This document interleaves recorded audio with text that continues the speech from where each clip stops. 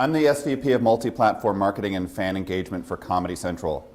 And I'm just going to trust that most of you know what Comedy Central is in terms of the brand we have.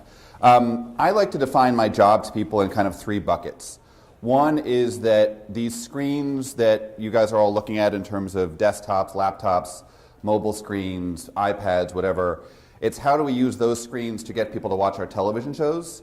Secondly is that those screens for us are multi-million-dollar businesses in terms of the apps that we have, in terms of our websites and ad sales and download to own and stuff like that, and we have to market those the way we do any other business. And then finally, it's like, as Chris kind of said, like a brand can live in these spaces in the fan engagement side on a daily basis, and so how do we connect with our fans on those spaces every day? So most of you know Comedy Central as a television station, but we're far more than that. Today, Comedy Central doesn't consider itself just a TV station, because if we did, we'd kind of be failing. Because a TV station, if you think about how you consume content, and especially how millennials content, it's not just about getting people to watch a screen at 10 o'clock, because they're using DVRs, they're watching content on Amazon Prime, they're watching things on Hulu, they're watching things on Netflix, they're watching content everywhere. And so we've kind of changed our marketing strategy to be more than just a television station. We consider ourselves a brand. And part of that brand is also that we have web destinations that are very popular, The Daily Show, South Park Studios, all these sites. We have apps. We have a TV Everywhere app that allows you to watch content wherever you are, whenever you want to watch it, on Android, on iPhone. We sell video games. South Park Stick of Truth is a multi-million piece selling video game. We have tickets to comedy festivals. We do tours, and we have experiential marketing, so people will go to things like South by Southwest, and our brand will be there with people. And so we're more than just a television station. And that changes a lot about how we market and how we market today. So when you think about how you used to market a brand or a television show, it was kind of a very basic thing, right? It was who you wanted to talk to, the core demo. And for all of your businesses, this is the same thing. It was like, we're here to target these people. And so for Comedy Central, it was kind of men 18 to 34. And the messages that we used to tell people were just to tune in. This show is going to start at 10 o'clock. This show is going to start at 11 o'clock, whatever it was. And how we would do it is we'd buy a ton of media all over the place in a short amount of time so that everyone knew that message was happening. And if you think about that from other businesses, it's like, if you think about a retail business, it's about buying advertising right before Thanksgiving when you know people are going to be shopping. You'd buy in that short window to make sure you could convert people. And where we used to do it, we use television, we use outdoor, we use websites, and we would put these messages, say, please do this. We'd be talking at people all the time. And then how we do it, by media. And so these are kind of the where. And the why we do this, obviously, is like, we still need to make money and I still need a job, so that part has not changed. And so now when we look at marketing, we don't look at marketing TV shows, we look at franchises. Because as noted before, like these franchises have video games, they have ticket sales, they have apps, they have other things attached to them. And so how do we market to them differently? So now we try and find a person in the demo with data affinity. And so a very good example from Comedy Central of this is, did anyone happen to see the James Franco roast a few years ago? So you think about the James Franco roast and you think about why that's funny for Comedy Central. And obviously you think of things like Pineapple Express and all his movies, Seth Rogen, and that's why. But what you probably don't know is that or what I didn't know at the time, is that James Franco was also on General Hospital for many years. And there are like 12 million men who actually are fans of General Hospital and Facebook who like General Hospital and James Franco. And believe it or not, no one is marketing them about comedy shows, because no one ever thinks about that affinity. And so it's how do you find this affinity data for people outside, so it's not just this kind of singular person, it's the profile of people and who you want to talk to. And now, what we're marketing, as I said, is we're marketing TV shows, websites, apps, tours. We're marketing a lot more things because we're thinking about this on a big scale on a franchise level. And so now it's kind of around the clock, 365 days a year. We may have a show like Broad City that aired in last January and is off the air, but people are still talking about it, and we have to be there for them, and we have to be listening to their conversations and making sure that we can convert them from a passive fan into an advocate. And advertising, we still advertise in the same places in terms of TV, web, all these kind of things, building social networks, profiles, all this stuff. But how we think about it more is how we think about the content experience that people are going to have with it. Because it's no longer just about putting up something out there saying, here it is. It's thinking about what people are going to do with that to share it and make it part of their story. One of the things we like to think about is that we want to be part of people's digital existences on a daily basis. In terms of the marketing we do, in terms of the conversations we have, in terms of building this community so that when you wake up and you're thinking about something, like we're part of there in an organic way. And I'm going to show you a little about the content experiences in a minute. So as I kind of said, like this is what television used to look like, right? You'd build awareness, you'd hope that people would find it, and then you'd get Nielsen ratings, and that was it. We were judged on Nielsen ratings. And so now, it used to be, here's awareness, there's viewership, that was the kind of funnel. But now this marketing funnel, and it's a marketing funnel that all of you have, is it's taking it from awareness to making sure that people are generating interest and you're talking to people in the voices they want to be talking to, and the platforms they want to talk to, in the medium they want to talk to. And then you're gating intent, like you're getting people to like something before they've ever seen it. You're telling them a joke, and before they can see the show, you're putting a piece of content, or you're putting an image out there, or you're telling people that person A is going to be starring in this, and that's a reason why you should like it. And then you want this viewership, right? So it used to stop here, but now it goes beyond that, and it goes into engagement, and it goes into advocacy. And so that is people talking about your show, and that is then transforming them from these kind of just saying, I really like this show, into how are they sharing it for you the next day? How do people want to experience and share your content so that they're a brand advocate? Because every single thing you'll hear today about marketing and all this stuff, when you ever look at anything from eMarketer or any marketing survey, the one thing that they always say is the number one way to market a show is through word of mouth, right? Like it tops everything, and you'll have people talking about email, you'll have people talking about mobile, social, but word of mouth trumps it. And so what are you doing to set yourself up so that you can have and you can engage people in this word of mouth marketing and being aware of it, recognizing it, and acknowledging it? So I'm going to guess most of you know probably 3 or 4 people on these images. We all know who Mark Zuckerberg is. The guy in the middle? Anyone? Jack Dorsey from Twitter. The guy on the left is Kevin Systrom, who runs Instagram, owns Instagram, and is now on the board of Walmart. The guy in the bottom right is Dennis Crowley, who founded Foursquare. The guy in the middle is Dennis Karp, who built Tumblr. And the guy on the left is Ben Silbermann, who built Pinterest, who founded Pinterest. So these guys have 2 things in common. They're all extremely wealthy, and they all built their businesses when they were men 18 to 34.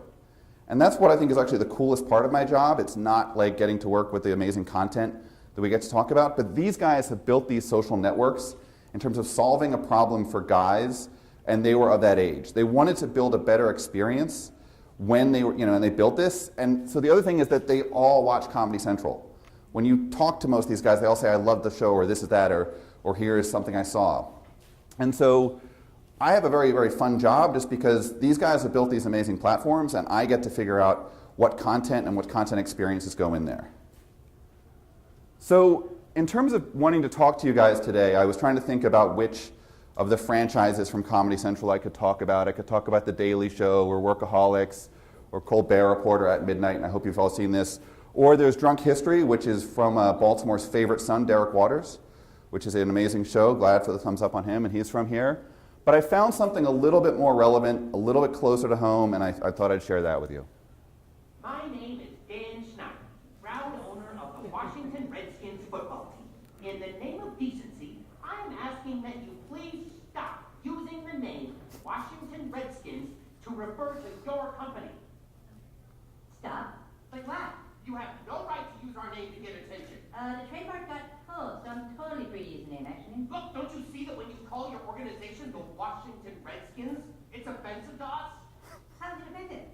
It's derogatory, Mr. Cartman. Makes it feel like a joke. Gosh, I have total respect for you.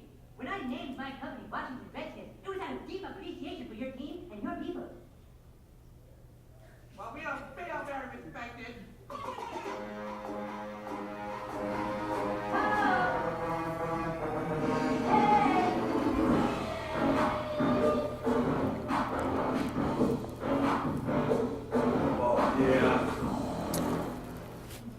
So that was the promo clip for the new season of South Park that aired on air in Washington, D.C. last Sunday.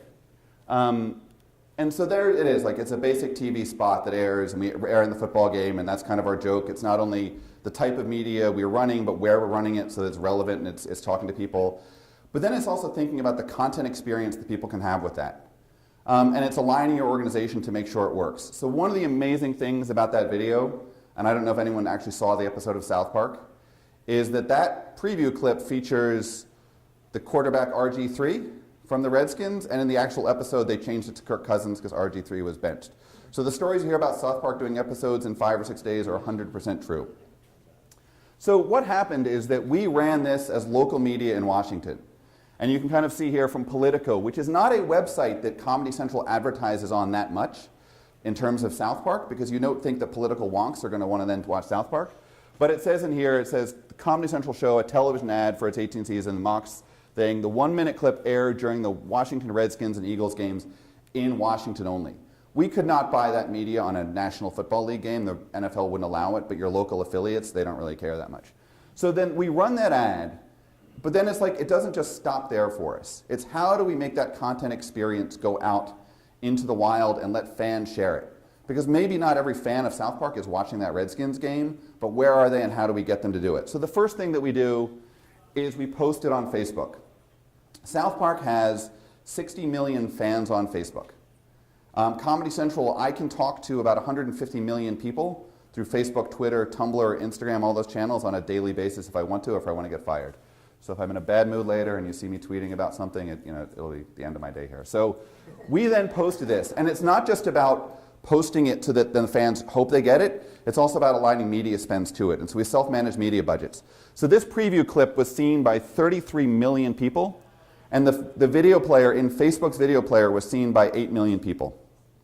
So the Washington Redskins football game was not seen by 8 million people, but this video clip was just in Facebook alone. And so it's people sharing it, it's seeing it, it's tagging their friends, it's what are they doing, it's how are you building yourself and aligning it. And what we did was launch this at the same time that we saw the clip had run, because we didn't want to go out before and kind of ruin that joke, but we wanted to be aligned so that when we launched it, we could kind of light up the network and have people talking about it. So then we posted it on Facebook. Oh, sorry, again. And then the next thing we do is we post it on YouTube. And here's the thing about this. So this video now has 2 million views on YouTube. It had a lot more on Facebook. But it's putting the content natively in other things, in all the right platforms, right? And so just because you make a good video doesn't mean it should only go on YouTube, because the way the algorithms of Facebook, Twitter, and Tumblr, all these places work, is that if you post into their native video players, they will give you a lot of credit. They'll give you a lot of love, because they don't want the data from from their platform to be owned now by Google and YouTube, right? So if you're posting something and you've got a great video and you post it on Facebook and you use the YouTube link, it's not going to do as well as if you use the Facebook video player, just because of the way Facebook wants all that data. And if you guys think about your own personal Facebook feeds and the amount of video you've seen in them over the past like 6 months, and how every time you go there now it's video, video, video, and it's Facebook video, they want that behavior. And the reason they want it is obviously you can make more money on video ads than you can those little text ads. So then we also tweeted out. And we use Twitter's native video player, which is new. And it's like the best content experience, because this is going to work on your phone better than it's going to work on a YouTube thing, on a tweet, and a phone, and a Twitter card. It's like 3 clicks versus 1 click. And so it's posting natively to all these things, and it's thinking about the content experience. And then it's not posting the video on Instagram, but it's posting an image of it. And again, this has like 5,000 people liking it, but it's thinking about the content experience. It's not the same thing everywhere. It's which version of it is going to work in the most places in the best way. And then it's acknowledging fans.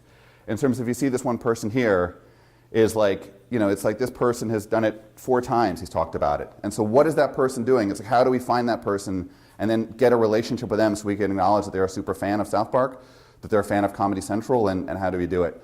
One of the stories I always like to tell people is that almost every Sunday there'll be some guy out there who tweets something like, I've just wasted my whole day watching Comedy Central. Or like, we'll run a South Park marathon and be like, I've wasted 8 hours. And that's what they'll say, and they're expressing themselves through this. And we have kind of built it so people are there saying, actually, you haven't wasted it, you're a freaking genius. Because we don't consider it a waste of time for them to sit there for 8 hours. We really like that person. Another thing that we do is if you think about like Halloween, right? The number of people who dress as Comedy Central people on Halloween is enormous. They are dressing up as Randy from South Park. They're dressing up as the Workaholics guy, as Lieutenant Dangle. It's all this kind of stuff. So it's not about us like doing contests like whoever is the best, you're going to win. It's about finding those people afterwards and even getting little tips on how to do it. Because if you've gone through the trouble to dress up like a Workaholics guy, the reason you're doing it is because of the show we have. And so how do we become part of your life? So we have lots of stories about this, and I think what Chris was saying before about kind of being there with customers and listening, it's not about like telling them what you want them to do. It's about being there in the way that they are there. One of our most popular tweets, it's one we've done for 3 years now, At around 3:30 on Wednesday before Thanksgiving, we schedule a tweet that says, it may be time to go home. Because everyone in our demo is out drinking at 3:30 in the morning, and we're just giving a little friendly advice. And so it's a popular tweet, right? Because we know what people are doing, and we think about these content experiences.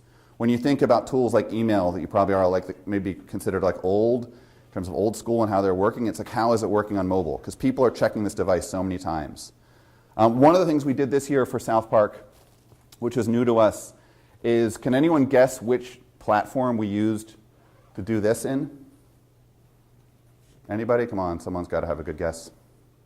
Yes? Snapchat. Correct. So Comedy Central has a Snapchat channel now. I don't know how many followers there are because there's no public information, but we know the native behavior is people drawing on Snapchat. We know that people like to share pictures. So we do a story that says, you know, new South Park, draw a South Park hat on yourself, and we'll share our favorites. So then we get fans to draw these slightly iconic hats of South Park on themselves, and hundreds of people did this. And they send them to us because they're sitting there, they get, you know, they see the Snapchat story, it comes to this. Again, this is thinking about the behavior of that platform and how do people use it. And so like when we started talking to Snapchat, I had not, you know, I'm not a Snapchat demo person, right? I'm a little bit older, I'm not gonna lie. And so it's like, how do we think about that in terms of what do people actually do on that platform? And one thing I encourage you guys all to do, you know, as Chris said, like book your own names for your companies, but you guys should all, if you're into this digital marketing thing, you should just be playing around either with real profiles or fake profiles on all these platforms and understand how people use them. Because if you don't, then you're kind of making a guess about how people are using things that's not true. So I overtweet, I'm on Instagram, I'm on Snapchat, I have a Tumblr, I have Foursquare, all these kind of things, and I try and use them the way users use them. It's just to make sure that people, you know, I understand what our demo is doing and how they talk. And it's funny because the people I work with, it's like I see the people I'm friends with and how they communicate on these platforms. It's not the language of our demo, right? But you've got to understand the language of the demo. Our demo is not saying blessed or food porn or whatever they're saying. They're doing other stuff on these platforms. But it's really understanding them and knowing how your users are going to use them and when they're going to use them. So this is my kind of cliche thing, and I'd be happy to have questions and talk about this more. But you're going to hear a lot of people talk today about marketing as storytelling and all these kind of things. And you think about like the classic stories, and it's a story you're telling people. But the way I like to think about it now, and this is my incredibly cliche thing, is it's about putting the dots out there, right? Because you want your fans and you want your advocates and you want your customers to not just be told what to do, because that's not how they work today. They are taking pictures of things on Instagram, they are tweeting, they are checking in, they're creating videos, they're doing all this stuff. And so it's how do you as a brand put the tools out there that they can share it and they can do it. Someone was telling me last night that they were driving around and they saw a billboard for drunk history. And maybe they took that picture and posted it on Instagram because that's what people do. Or maybe they took a video of it, made a vine of them driving by, or hyperlapse, or whatever you do. But it's how are you acknowledging that that's the way the customers are going to talk and how they're going to experience your brand, and how are you building yourselves around the ability to share things with them and have them do the work for you. So that's my kind of shtick on Comedy Central. Does anyone have any questions or any other thoughts about the world I can share opinions on? Someone's got to have one question. Come on. Yes? How long have you been doing what you're doing? I've been at Comedy Central for 8 years now, but I've been working in digital for over 15, and so it's, you know, it's how to, so like the most important report when you used to work in e-commerce was actually referring domains and exit pages. And if you think about that in terms of your marketing, it's like how are people getting there and why are they leaving? And so a lot of that we do in terms of the analytics is how we do it. One of the things that we do at Comedy Central, which is interesting for a marketing organization, is we have an embedded research person.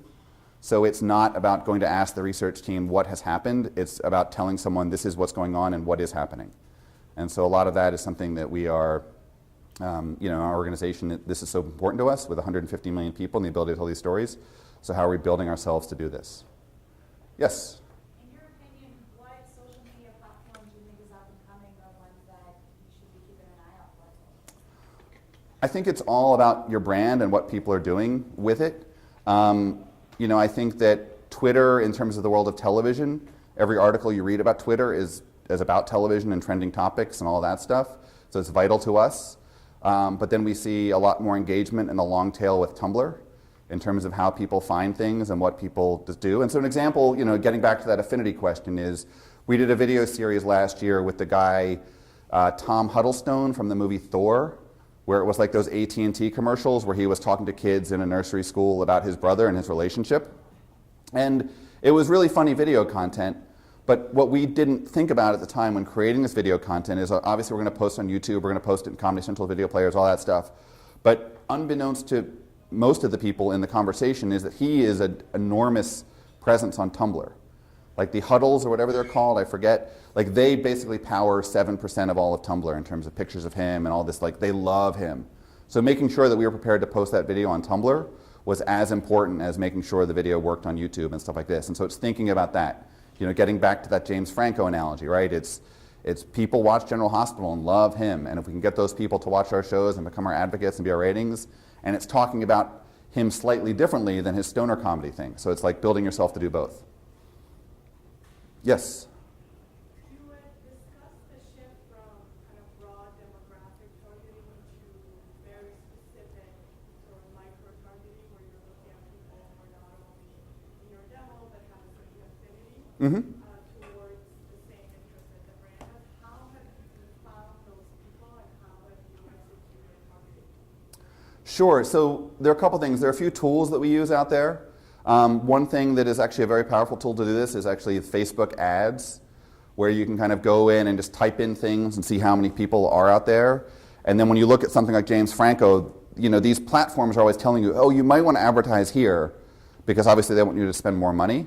And so in using some of those things, it's getting, you know, finding out like just even Facebook ads. There are a few other affinity tools that we use. There's one called Affinity Answers, which shows a lot of this data. And then sometimes it's actually like kind of looking and seeing how people are talking, and then how are you going to talk to them. And so, you know, if we have a show where there's an athlete involved, we'll see like who are the people who talk about him and what do they talk about him the most. And then also it's like finding kind of that level of you know, your secondary people where it's not the most expensive people, because everyone advertises against Daniel Tosh on Twitter, but maybe people don't advertise against a comedian like you know, Nick Kroll has a slightly smaller base. But it's finding those targets and understanding how people talk, and it's seeing who talk to those people, because those people who are like passionate about a comedian already or passionate about a show, you can then target them, and it's developing those relationships on your own. Any other questions? Yes? Are you ever surprised with how people use Comedy Central on social media? Am I ever surprised?